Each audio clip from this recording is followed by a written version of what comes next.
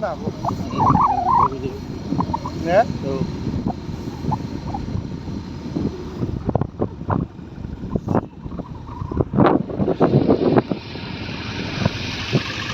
बेनो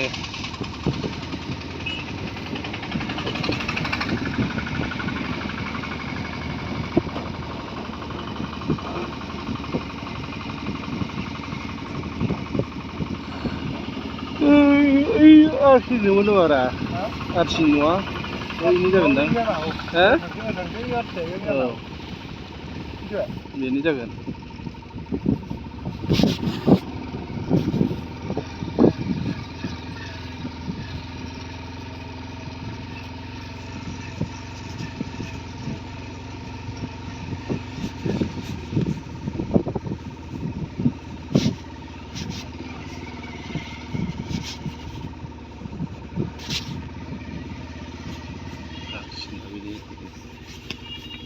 बन्द' खालामसै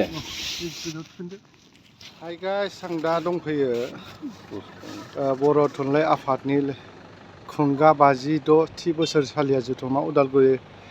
जिल्ला बर' थुनलाइ आफादनि थावनि दैमु नोगोर डिमाकुसि उदालगुरि बिटिआर आसाम बे जानो गोनां 9, 10, 11, 12 9, 10, 11, 12 बे जायगायाव जागोन आरोखि बेखौनो आं नोंथांमोननो एसे देखायनो आखायाव लाबाय गाइसमोन नै दा बानायगासिनो दं आरोखि बहुद माने माबा माबि बानायगासिनो दं नोंथांमोना नुनो मोनदों माखासे खामानिफ्रा दा मावगासिनो दं आरो उनावहायसो जोबथारनायाव माबायदि जाहैगोन बेखौ नुला दाथ' आं दा नै फार्स्ट टाइम दिनै फैदों बेखौनो नोंथांमोना आं एसे दिन्थिनो आखायाव लाबाय आरोखि फैदो लोब लोबनो गाइसमोन उदालगुरि दैमु नोगोर डिमाकुसियाव दा नै जोंहा मावगासिनो दङ लैहोर लैहोर मावदों नोंथांमोनहाथ' नुगासिनो दं दा नन स्टप मावदों आरोखि सोरबा देदों सोरबा गाखोदों सोरबा माबा माबि खालामगासिनो दं आरो दे बिदिब्लालाय जोबजासिम नायलांदो अननानै आरो फैदो लोब लोबनो बर' थुनलाइ नैबे आफादनि मोनसे मेहेरगोनां माबायाव मिथिङाव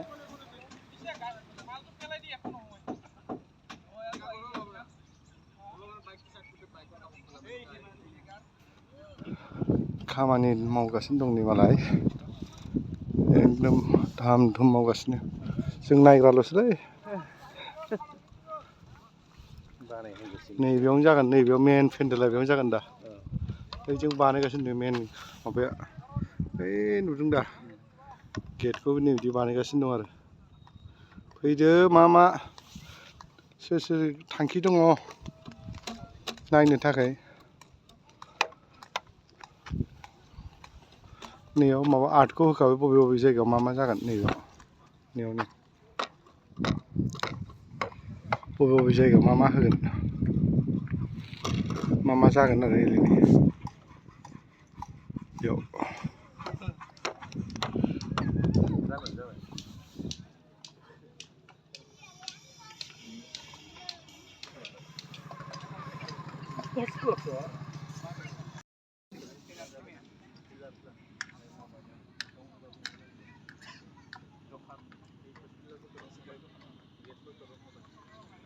बिथाङा दखानबो लाफैबावबाय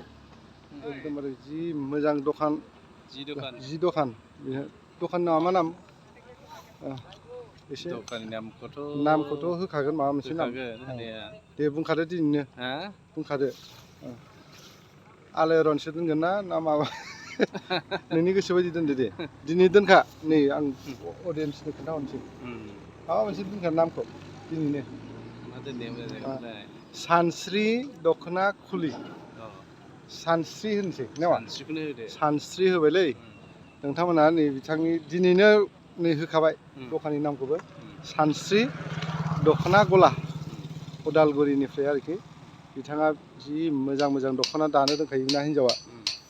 माने हर सान दानानै बियो गोबां माने मोजां मोजां दख'ना दानो रोंखायो आरोखि माखासे बायगोनबो न'निखौबो फानफैगोन नायफैदो औ सानस्रि दख'ना गला दै आंनो दोननाय जाबाय आरो दखान नामखौ थेंक इउ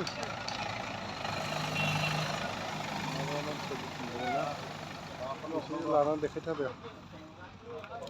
एक्जिबिसन सिंनिखौ